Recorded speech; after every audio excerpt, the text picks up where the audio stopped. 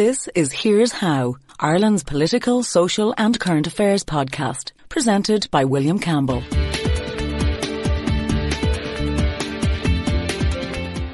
Thank you for downloading episode 84 of Here's How for the 20th of May 2019.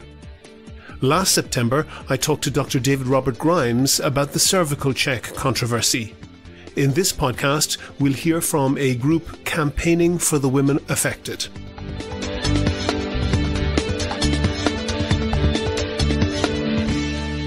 Here's How is Ireland's political, social and current affairs podcast. Make your view heard. Just dial 076 603 5060 and tell the world what you're thinking. Your voicemail may be included in the next podcast. You can find tips on recording your contribution and other ways to contact the show at here'show.ie/call. Here's what we've got coming up for you in this podcast.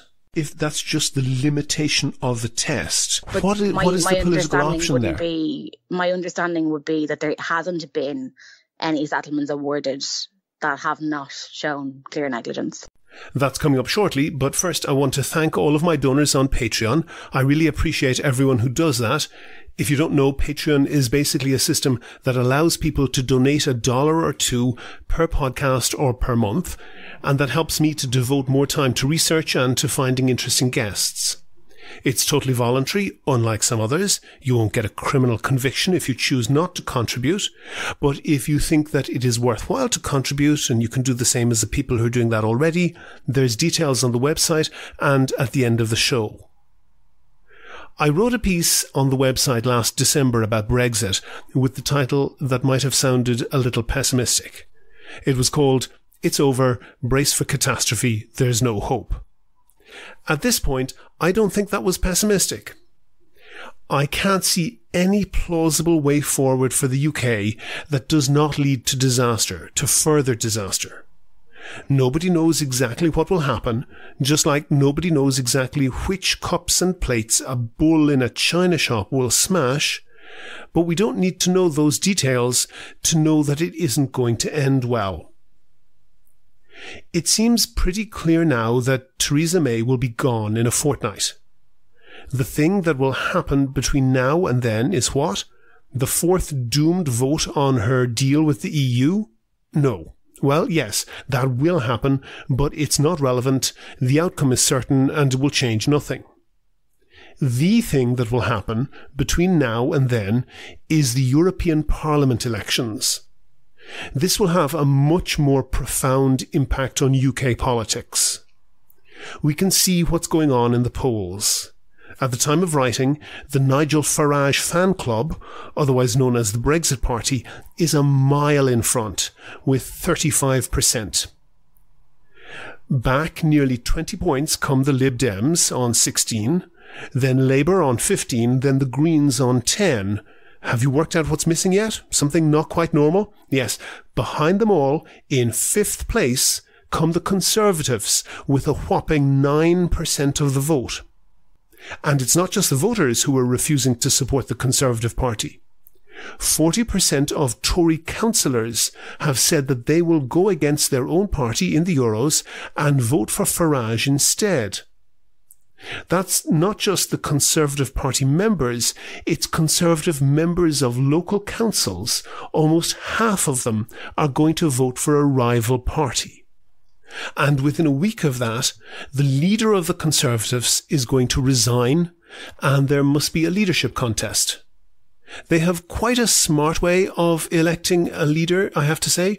The Conservative MPs vote, and the top two candidates amongst MPs are sent then to a ballot of the party rank and file.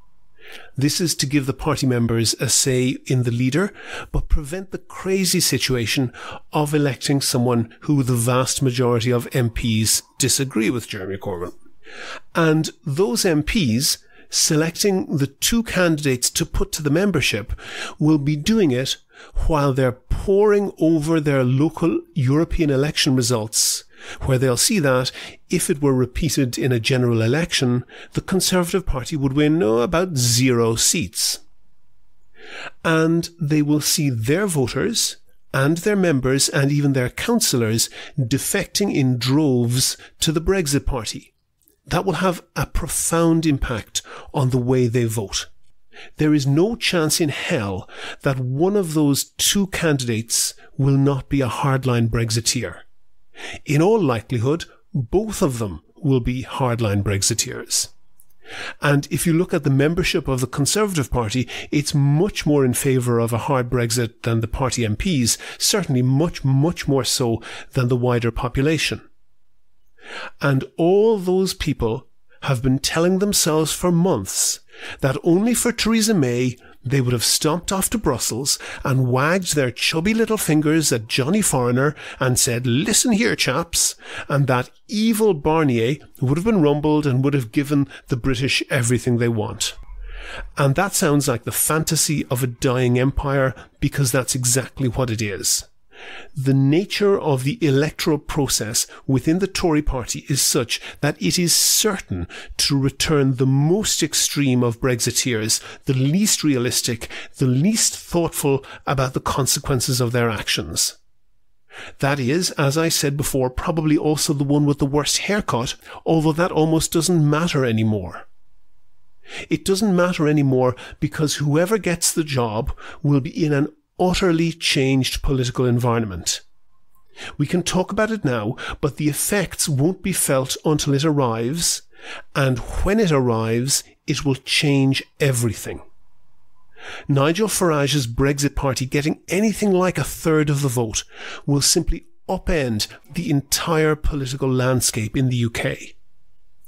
Remainers may well point out that if you add up the votes of the strongly anti-Brexit parties, the Lib Dems and the Greens together make 26%, add in Change UK, that's 31%, and throw in the SNP and Plaid Cymru and the Save the Kidderminster Hospital Party, that puts them marginally ahead of the Brexit Party, but it doesn't matter. The bottom line is the shift of Conservative and, to a lesser extent, Labour voters in droves to a party that's a month old. That will force the new Conservative leader into a position where, for domestic political reasons, they must demand from the EU concessions that simply can't be made. Buckle in for a crash-out Brexit. Do you agree? Do you disagree? If you want your point of view heard, dial 076 603 5060 and leave a contribution for the show. The lines are open 24/7 and you can find tips on how to record a good contribution and other ways to contact the podcast at here'show.ie/call. On the line now, I have Danny McCabe. Danny is a member of the steering group of an organisation called Standing for Women. Danny, tell me essentially where that organisation comes from and what you're doing. Hi, William. Standing for Women came about this time last year. We've actually just passed our year mark. It was in response to the cervical check scandal when it first broke. Our founder, her name is Anne Corkery. She's a secondary school teacher in Dublin, and she was driving home from work, heard Stephen Teep on the radio, on, I think it was the Ray Darcy show, speaking about his wife Irene's death. And she was so moved by hearing him speak that she went home, she started a Facebook group, and within days, the Facebook group was the intention for the women and people of Ireland to come together to do something about another scandal to do with what might be considered traditionally women's healthcare. For the people who weren't paying attention, what exactly was the scandal as you see it? The scandal, as I see it, was really out of nowhere. You know, it hit the news kind of a couple of weeks before the Repeal the AIDS referendum, that a woman called Vicky Phelan, who she's a bit of a household name now, had her smear test misread in previous years, and instead of the low-grade abnormalities that she was told she had, there actually had been cancer on slides that were misread. So she should have had intervention with her treatment much earlier than she did. And then we found out from there that she'd been in a court case for a number of months, if not longer. And it was only for the fact that she won the court case that she waived her that she was able to speak about it publicly, and that's what broke the scandal. So it was this woman really that broke the scandal to let us all know that that this had happened, and that it wasn't just Vicky. It was much more than that. The numbers rose over the days to be, 221 different people that were affected. To give people maybe just a bit of a kind of technical background on that, this is to detect early stages or precancerous stages of cervical cancer in women. There's what's known as a smear test, which takes some cells from the woman's cervix, which are then examined in various ways, including by eye, that a series of cells are essentially looked at by someone who's supposed to be expert at doing that, in order to determine whether those cells contain indications that the woman may have or may in the near future develop cervical cancer. And with Vicky Phelan and a significant number of other women, their slides were read as being negative. That's to say, they were determined not to have anything wrong. It was either negative or low grade abnormalities, so that there were cell changes there. But in Ireland, we have a system that if you have cell changes and they're under a certain level, you kind of come back in 6 months, or you come back in a year, or you're not sent straight in for it to be escalated to see the extent. It's not too bad. Come back later, Joe. It's not actually cancer. It's a precursor. Let's keep an eye, but you don't have cancer. Whereas in fact, in a lot of cases, these women did have cancer then. Okay. And as you see it, in terms of the HSE and at a political level, what went wrong? Oh, okay. How long do you have? I think the biggest thing, I suppose, is that the people that I've spoken to that are directly impacted, obviously something went wrong in how they, in whatever way whatever packages they went for when they decided what standard of testing will be done on the smear tests of the people in the women of Ireland. Whatever, because there's a huge misconception that this all happened in America. There's a massive misconception that this was all one particular lab in the States, and it wasn't. A number of the misreads actually happened in Irish labs as well. So it's across the board an issue that must be to do with testing quality. It must be. There's obviously Dr. Scally has done an extensive report in Quest in the States, and he's doing more investigation now. So hopefully soon we'll get that report and we can learn more. But it was definitely a failure in Emma Vic-Fahuna used to have a great way of explaining it, that it was death by cutbacks, that it was saving money and watching pennies at the extent that it's cost people their lives. So that's obviously, that's definitely up first. There's your problem. Then there is, when the government and the HSE realised it was a problem, realised that, through audits that actually the tests aren't right, there's a problem. They failed to inform the people whose tests were incorrect of their health, of what had happened in their healthcare. They took that from them. They withheld it. Roll back on that, Danny, there for a second. When you say failed to inform the people whose tests were incorrect, women get this test after a certain age. They get it at set intervals. And there were cases, am I correct, that at one particular smear test, a woman was found to have a relatively advanced case of cancer, and that had been missed on previous smear tests. Is that what you're saying about that? That wouldn't be the minority of cases. That would be a massive amount of the cases in the situation of the women of the 221. Many of the women had extensive cancer that should have been detected much earlier. Okay. That had, they had to have radical hysterectomies and, extreme surgeries that they never should have had to have if it had been detected on time. Extensive treatments. Women passed away because the time. We know with illness, we know with cancer, time is everything. Yeah. If you're taking time away from people, especially with cervical cancer, because yes, it's a slow grower, but once it kind of gets its feet, it's very quick. And also, we should say that in the recent weeks, a woman called Ruth Morrissey, who tragically is terminally ill, was awarded €2.1 million in the High Court as damages following the misreading of her earlier smear tests. That is, as I understand it, essentially a compensation for apparent incompetence in the reading. Am I right on that? Yes. So I'm trying to think of the wording. I'm pretty sure that they have admitted in some form that there was negligence. I think the majority of the damages were awarded because of the failure to disclose. I don't think they've released the full details of the breakdown, and they probably won't. But it is, I know the lab are appealing it, which is vile. Because at the end of the day, 2.1 million, it's a huge amount of money, but it's not going to tuck our kids in at night. Yes. And there's absolutely no amount of money that can replace a human being. There's just none. And Ruth was dragged through the courts for months and months and months and months after so many promises from the Dáil that none of the women would have to go to court, and they have. They did. They still are.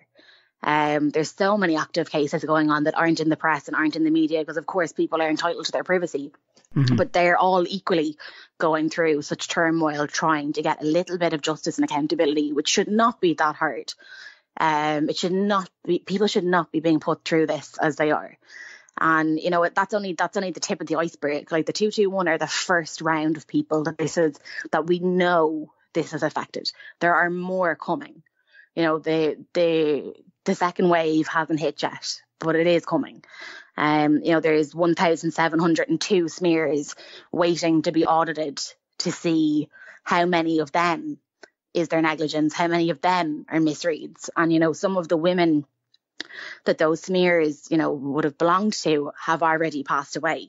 What I want to do then, Danny, is I just want to play a very short excerpt from podcast number 79, which we did last September with David Robert Grimes. He is a cancer researcher, and I asked him about this, and I just want to play a short excerpt of that. The problem was about disclosure. There's always going to be disagreement. So there'll always be, you know, potential cancers missed, potential markers missed. That we know that's unavoidable, right?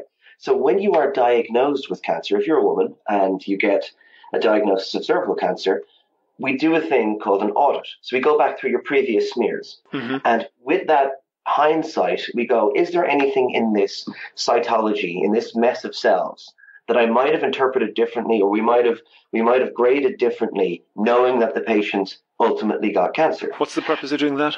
Quality control. We're constantly trying to make it better. We're like, oh yeah, we missed something. What should we have missed? That's for the benefit of essentially future recipients of the screening. Absolutely. And it's also to make sure, it's also for quality assurance. So you go through and go, okay, you know, if you went back and there was a really obvious one that was missed, then someone should go, hey, what's going on here?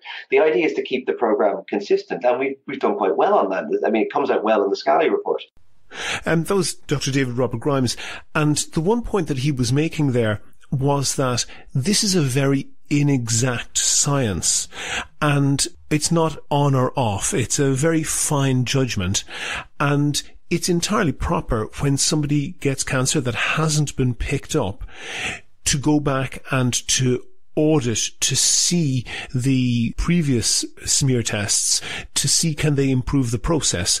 Would you accept that? No.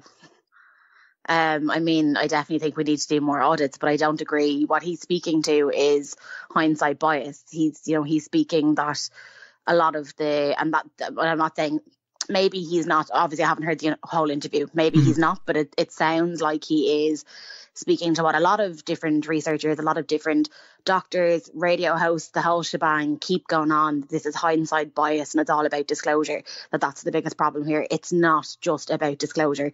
There is negligence in some of these smears, not all of them, but in some of these smears, it is outside the scope for the failing of screening. It's outside the scope. They wouldn't be doing huge settlement fees of 2.1, 2 million, 7.5 million if there wasn't more there. Like the court cases, you know, there's experts investigating these, and you wouldn't, like, all you have to do is listen to an interview with Vicky Phelan or Stephen Teep or Lorraine Walsh and listen to them explain this part of it. And it's so clear, but you've got people that are experts that are going, no, it's just hindsight bias. Sure, if you know it's there, of course you're going to spot it. Knowing that the cancer is there doesn't necessarily automatically mean that there was a negligence in the first place. You know, which is almost putting a bias against it. That's true. But it doesn't automatically mean that there was negligence either, but there isn't. But there's both, is what I'm saying. Like, nobody is saying that every single smear that gets audited is going to come up as negligence. Nobody has said that from the beginning. And it's a massive misconception. And it's really just kind of dismissiveness, really, at this point. You know, I've read articles that, you know, really, I suppose, respected journalists are kind of saying the same thing. And it's just brushing it all up into one big mess that people aren't going to sift through to find the facts. Okay. Nobody has you said one thing there, Danny. You said one thing there, Danny, that why would there be such large settlements of multi-million euro settlements? Can I suggest one reason that politicians are running scared? And there's one thing that you mentioned in your own literature that you sent me very kindly about how the audit was promised in a particular time frame which has not been met, and in addition that the attempt to meet that is meaning that other smear tests are being delayed. Politicians are running scared of a political backlash, of a public opinion backlash, because quite rightly people have huge sympathy with any woman, you know, with young children particularly, who's dying much earlier than they should, and explaining that although it is tragic, it is not the responsibility of the HSE. That's just politically impossible, and they're paying out money as a result. I would disagree. You know, there's plenty of experts that are doing the work here to find the negligence. If there's negligence there, it should be paid for. And, you know... Nobody disagrees with that. But if there's not negligence, if that's just the limitation of the test, what is the political option there? My understanding would be that there hasn't been any settlements awarded that have not shown clear negligence. Okay. Clearly, I'm not a doctor and I'm not a legal expert. I understand that you're not either, although you're very involved in the group. So, you know, neither you nor I are in a position to make a professional judgment on that. But I'm literally only going off on my own experience of who I've spoken to, you know, about I don't mean that in a blanket statement. Definitely none have happened. Sure. I'll ask you then, Danny, to do something that probably you're going to find very difficult, which is to have sympathy for a politician. So if a politician who's, you know, looking for votes to get elected in the next election, if they want to keep their job, is in a position whereby they're being told that this woman is going to be on every chat show and has an incredibly heartbreaking story to tell, but it is not a bona fide case of negligence. It's just a tragedy that is a tragedy. You're not in a position to fight that person in the courts, are you? I don't know. To be honest, that's a tough one. I think that's like... I understand where you're coming from. You know, you're sitting there and you're saying, you know, this could be a case, but at the end of the day, it's a hypothetical. And to be honest, it's not a very helpful hypothetical because it really takes away in the public perception. There's so much misinformation out there.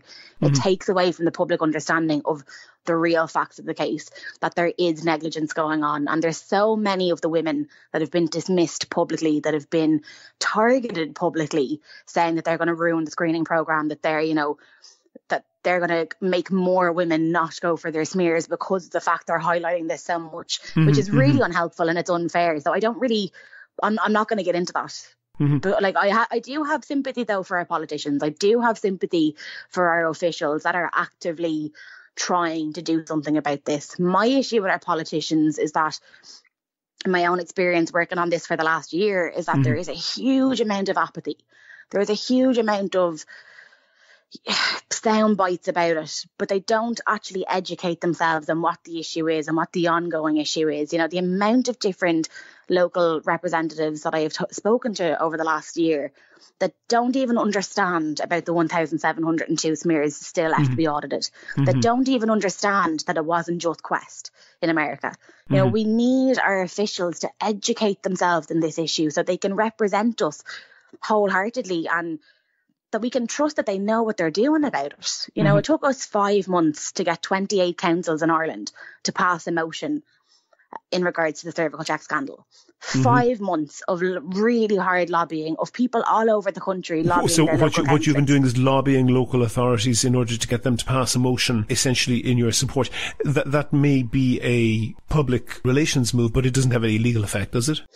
Well, it's our motivations with it was that they'd write to the Minister for Health on our behalf, and we could try and progress what we do think are, you know, really key issues of the scandal, because there hasn't been movement on them. So it is about, you know, unity and support in our local representatives, joining with grassroots groups, coming together to say to, you know, to say to the Dáil, like, this is where we're at.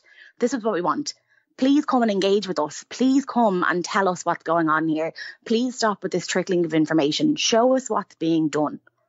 You know, show us. One thing that I think stood out, and which when I was talking to David Robert Grimes, although I would trust him on his science, I'm not so sure about the public relations, and there were comments that really make the hair on your neck stand up, whereby women were just treated incredibly dismissively by doctors that wouldn't have given you any faith in anything that they had done. Where do you think that's coming from? I mean, that's still happening, William. That's still happening. I know several members of the 221 that are in treatment that you know, feel very much so that there's a tension and there's a disdain from their health practitioners because they're victims of a scandal.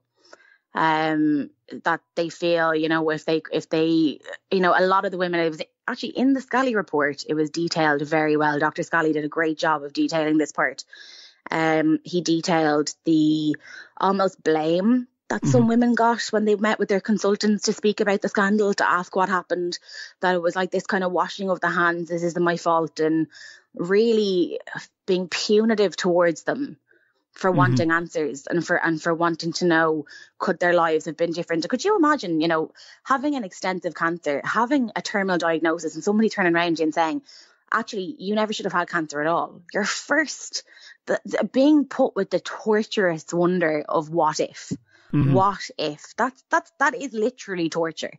And going to your consultant, going to your health practitioners to try and get some sort of, you know, is this the case? And being met in such a punitive manner, that's horrific. You know, one woman was told when she had to have extensive surgeries, and she was in her late 40s at the time, and her consultant basically turned around to her and said, oh, well, we just would have whipped it all out anyway. Sure, you've lived your life, you've had your kids.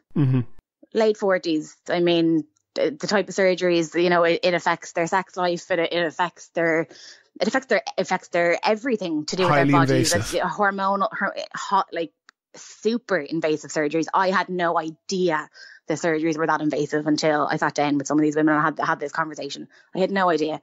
And there's a consultant sitting in front of someone and going, we just would have whipped it out anyway. You're old, your life is over. Looking at the case of Ruth Morrissey that was in the courts recently, that is being appealed by the US laboratory that was the subject of most of the damages in that. And one of the comments that's been made on that is that if they don't overturn this puts the entire cervical smear program at risk, because they just can't take the risk, because it's going to always be the case that they miss some. And just, I don't want you to necessarily comment on that directly, but as a thought experiment, if you have a screening program that can find 80% of a particular cancer, that means that 20% of it goes not found. If then those 20% can sue, then a rational response to that is to say, well, we're not going to get involved in that at all. Isn't there that danger? No, because there's a key step missing in that argument. That argument would be based on the standard of testing from Ruth's case, from Vicky's case, from all the women from this scandal's case being the same as it is going forward once it all came out. Like the difference is the government didn't necessarily know where the failures were when all this was going on. Now they do. So we know that they're actively, we don't know exactly what the specifics are. We've been asking for them. We haven't gotten them, but they have assured the country that they're, and Dr. Scally did assure in his report that he is satisfied with the current quality of testing in the likes of Quest over in the States. So that's different to what it was when this scandal, when all the negligence did actually occur. Okay, so how can you be afraid? You think that the error rate now is significantly lower? Obviously, I can't say that as a fact, but we've been reassured through reports that there has been extensive measures taken to ensure that it won't occur again. Okay. So the nature of this is that there will always be some error rate. And if that error rate produces people who then have the right to go to court and sue and say, you missed my cancer, then that does have the potential to close down the entire thing. But keep in mind, it's not you missed my cancer. It was their negligence when you were testing for my cancer. That's the big difference. It's been confirmed that there was negligence in Ruth's case. That's been confirmed. By? In her court case. Okay, but by whom? By the outcome, which is under appeal. Of course it's under appeal, but the thing is that we don't have the court data. We don't have the court notes. We don't know. The reason they could be appealing could be over really specific language in having to take accountability. It might not necessarily have to be because of what everyone thinks it is. We don't have access to that information. It's all speculating, and it's unhelpful speculating. Hypotheticals when people are suffering and are being ignored in their suffering are unhelpful. Okay. We need to get to the root of the information, spread across the accurate information and go from a place of knowledge and not go from a place of speculating and fear-mongering. And that is what's happening here. It is pure scaremongering that Cervical Check is going to disappear because of these court cases. There is a steering committee made up of incredible people that are working very hard to improve Cervical Check. There has been an uptake in smear testings of over double the percentage or something really massively high because of the awareness of this. The HPV vaccine is up because of the awareness of this. This scandal has done horrific damage and nothing will ever change that. But the people that have been impacted by this scandal have done amazing, amazing things to make people aware of their health, of their rights and how they need to take care of themselves and engage with the screening process. Women and people weren't accessing the screening programs like they are now before this scandal. I'm not saying the scandal is a good thing. It definitely isn't. It will never be a good thing. But the likes of Vicky going on the Late Late Show or Lorraine or Stephen going on the radio, and even women that I'm in touch with, they've done radio in their local areas. They're organising to go to local schools about it. Those people taking this tragedy and turning it into something to make sure that other people are protected. That is what they are doing. And they are literally, they should be treasured by the country for it. And instead we've got this whole just fake news of scaremongering that the screening program is going to fail when we have no evidence to believe that. Finally, Danny, what could the HSE do tomorrow that would make you think that they're on the right track? The first thing they could do is actually go and sort out their mandatory open disclosure policy. They were meant to have revised the policy. It's actually in their policy that if you go through the documents, very long read. So if you ever do it, bring a cup of tea. It does say that it's absolutely the HSE's obligation to disclose major failures in healthcare to the patient. And then a couple of pages later, it says, at the discretion of a doctor, but there's absolutely no parameters for the health professional. It's just at their own discretion, which means there's no way to regulate that. And and that's a huge problem. They basically stopped. They were meant to revise it every 2 years, but because of the legislation that passed in the Dáil in 2017, they didn't have to.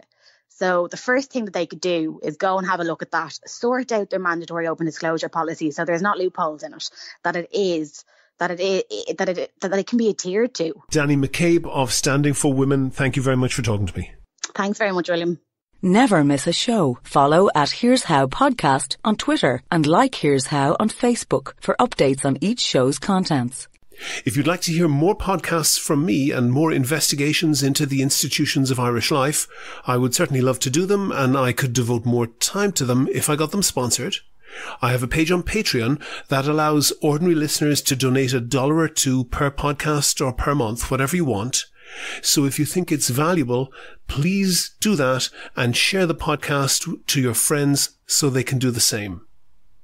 Go to the website for sources and references from the show, and while you're there, you can like the show on Facebook, follow @Here's How Podcast on Twitter, and follow Standing For Women @StandingForWomen_, and get in touch with me if you can suggest a guest or topic for a future show. Also, you can find out how to subscribe to the podcast for free on your computer, on your phone, or by email. All that, including my Patreon link, are at www.here'show.ie. The Here's How podcast is produced and presented by me, William Campbell. Thank you for listening.